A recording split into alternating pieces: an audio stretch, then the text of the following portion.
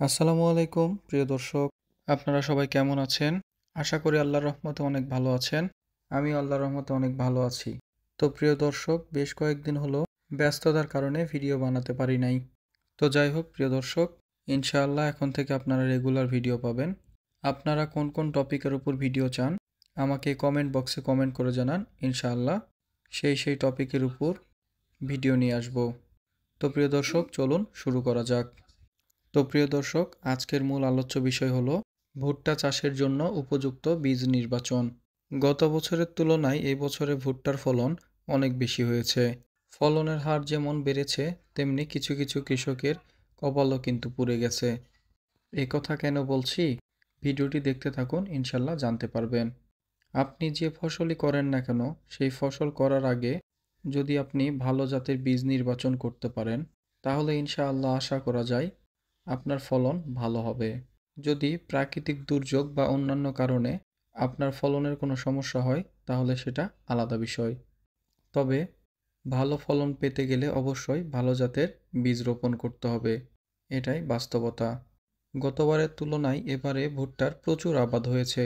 ভুট্টার এই মৌসুমে অনেকেই ভুট্টা চাষ করে লাভবান হয়েছেন, আবার অনেকেই ভুট্টা চাষ করে পথে বসেছে। পথে বসেছে ব্যাপারটা ঠিক এমন না, তবে ভুট্টাতে তারা যে পরিমাণ খরচ করেছে সে টাকাও পর্যন্ত তুলতে পারে নাই। এর কারণ হলো, যেসব কৃষক ভুট্টা চাষ করে ক্ষতির সম্মুখীন হয়েছে তাদের বেশিরভাগই ভালো জাতের ভুট্টা রোপণ করেনি। ভুট্টার বীজে কিছু টাকা বাঁচাতে গিয়ে ভবিষ্যৎ ভুট্টার ফলনকে নষ্ট করে ফেলেছে। বাজারে তো অনেক জাতের ভুট্টা পাওয়া যায়, তাই বলে কি আপনারা সব ভুট্টা লাগাতে পারবেন? অবশ্যই না। সেই জন্য আপনাদের সবাইকে আগে ভালো ভুট্টার জাত চিনতে হবে। এর পাশাপাশি প্রতি বিঘায় কেমন ফলন হতে পারে সেই সম্পর্কেও বিস্তারিত ধারণা রাখতে হবে। এছাড়া আরও একটি বিষয় লক্ষ্য রাখতে হবে যে, গত বছরে ভুট্টার যে জাতগুলো থেকে ভালো ফলন হয়েছে, অর্থাৎ যে সকল ভুট্টার মোচার আকৃতি গত বছর বড় ছিল, এর পাশাপাশি ওজনেও ভারী ছিল এবং বিঘা প্রতি একটি ন্যূনতম ভালো ফলন হয়েছে, সেই সব জাতের ভুট্টা লাগানো।